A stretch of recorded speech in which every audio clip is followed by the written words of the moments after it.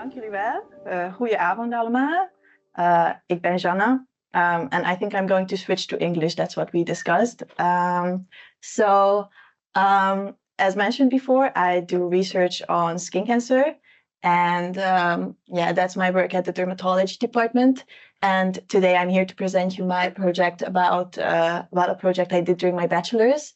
With the help of this poster, well, apologies for the layout of my poster, but normally it is vertical at the Congress, and here it has to be a little bit more horizontal, so this happened, but I think you can still see everything, so that's good. And as you can see, I titled it When Skin Cancer Meets Frailty, a Dilemma in Kidney Transplant Care. And to illustrate why I think this patient population deserves special attention, I think I want to talk to you a little bit about our experience in the dermatology department. Kidney transplant recipients, they are often referred to us for screening or already diagnosis and treatment of cutaneous squamous cell carcinoma, which is a type of skin cancer, and it's strongly associated with chronic immunosuppression use. And these patients are also more likely to develop high-risk multiple or metastatic lesions. And while this type of skin cancer is usually quite fairly treatable, these aggressive lesions require us to do very invasive treatments like surgery. And frailty might further complicate this triad and may lead to worse outcomes, but it's not something really routinely assessed in these patients. However, it is routinely assessed in many other oncological settings. And frailty, it's a little bit tough to define, but it can be defined as aging-associated reduction in cognitive, physiological, and physical reserves, and it hinders the patient's ability to cope with stressors, which sounds a little bit complicated, but I think what you should imagine is that we see these kidney transplant recipients with concurrent skin cancer in the dermatology department, and we also see that they're older. Often they require a wheelchair or a stick or a rollator to walk. Maybe they are becoming forgetful or straight up demented. Often they have comorbidities or polypharmacy. And as you can imagine, if they are getting all of these lesions, sometimes we see patients with already a history of 20, 30, 40 lesions. So you can imagine they are coming back to us, 3-4 times a year for surgery, biopsies, and it's very, very burdensome for them. However, as I mentioned before, we don't actually assess frailty as of right now as a routine. And for this reason, based on this clinical experience and this anecdotal evidence, we wanted to do a study where we hypothesized that these patients indeed have a higher burden of frailty. And so as a first step to incorporate frailty into the literature and the knowledge we have about kidney transplant patients with concurrent skin cancer, we aimed in this pilot study to evaluate frailty and also to describe it better by looking at the geriatric domains and examining what kind of deficits we find in there. So a little bit about my methods. I did a retrospective cohort study based on the Transplant Lines Biobank. Transplant Lines is this study line that we have here in the UMCG that follows along most of our transplanted patients, which is actually wonderful because you do have a lot of data on them. And our primary outcome was the clinical frailty scale. The clinical frailty scale is a subjective clinical tool, and it assigns a score from 1 to 9 to the patient. 1 stands for very fit and 9 stands for chronically ill. And we decided to define frailty by giving a cutoff score of 4 or higher. So 4 stands for vulnerable, and from then on it goes higher and frailer. And we also had some secondary outcomes, which were, of course, based on the geriatric domains that you see here, these bad boys. So we extracted approximately 25 questionnaires, which is a lot of data from the Transplant Lines Biobank, and we grouped them into these domains. So you see functional, somatic, quality of life, social, and psychocognitive.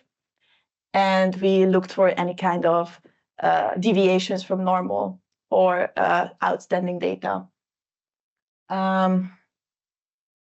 And on top of this, we also needed the skin cancer data, which Transplant Lines didn't have. So I also did a deep dive into PAGA, which is the Dutch National Pathology Data Bank. And I identified all patients who had a skin cancer, a cutaneous squamous cell carcinoma. And on top of that, I identified high-risk lesions, patients who had multiple lesions, and also metastatic skin cancers, but we only had 3 of those. And you see here in my results that I ended up with a study cohort of 444 patients after some exclusions. I had to make sure that there's a little bit more similarity between the skin cancer group and the control group. And I also excluded some patients because they didn't have a clinical frailty score.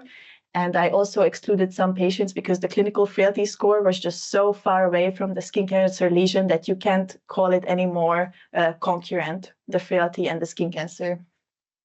And I ended up with 73 skin cancer patients in my cohort, and 53 of those also had a high-risk lesion. And now a little bit about the cohort characteristics. You see that my skin cancer patients on average were 63 years old, and they were predominantly male. And on average, they had 13 to 14 years between the time of their transplantation and the time we did the clinical frailty scale. And now over the questionnaire scores. So we saw that 22% of skin cancer patients were frail according to the clinical frailty scale. And on top of that, we observed certain deficits. I, of course, cannot show you all 25 questionnaires and all the data that came from that, because I think you and I would both drown in it, and I don't think that's meaningful. So I chose a few results that I thought were the most relevant, the most abnormal, and that stood out to me. So first of all, the EQ-SESD, it's a questionnaire that's actually self-assessed, so the patient fills them out at home. And two questions there. One of them looks at mobility, and actually almost 50% of skin cancer patients indicated that they had certain mobility limitations. And for the cognitive part, so the cognitive domain, there we saw almost 20% of skin cancer patients with cognitive limitations. And on top of that, looking at the somatic domain, we observed that almost all patients were suffering from polypharmacy, which means they were taking 5 or more medications. And looking at the Charson comorbidity index, almost 80% of our patients had severe comorbidity, which means a score of 5 or higher on the index. You can see that I also showcased the control group, but I don't think, so what you need to know about the control group is that the baseline characteristics were a little bit too different. So we decided that it's not entirely statistically sound to do any further comparisons. They are nice to put next to each other, but they are too different in terms of age and time elapsed since transplantation. So I would not like to draw any conclusions from that. However, I did build a multivariate logistic regression model, looking at what kind of variables predict the cutaneous squamous cell carcinoma in my cohort. And indeed, I found that age and time since transplantation were the only significant predictors. So yeah, that's the reason I can't really compare these two groups. However, I still do think it's nice to have all of this data. So in conclusion, I found that that these kidney transplant recipients with concurrent cutaneous squamous cell carcinoma were generally older, and they lived longer after their transplantation. And 22% of them were found to be frail based on the clinical frailty scale. And we also observed deficits in mobility, in cognition, polypharmacy, and comorbidities. So I think this pilot project is a nice first step towards incorporating any sort of frailty knowledge into this very specific patient group, because actually this is not something that has been done in the literature.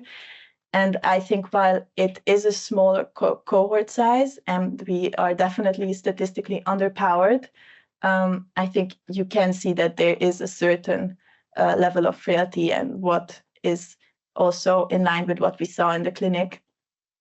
So I think that's nice, and I really hope that maybe this will start the conversation about thinking more about frailty and about these patients as a holistic group, instead of just having tunnel vision about these lesions and graft functions, what we still do sometimes, unfortunately. So yeah, I think this is also my take-home message, that these that these patients, they are really complex, and unfortunately they have a lot of skin cancer lesions, but we really cannot in the dermatology just have the tunnel vision on these 20-30 lesions. We have to keep in mind that sometimes we might actually do more harm than good by treating all of it, because some of these patients are quite frail. So thank you. Okay, thank you.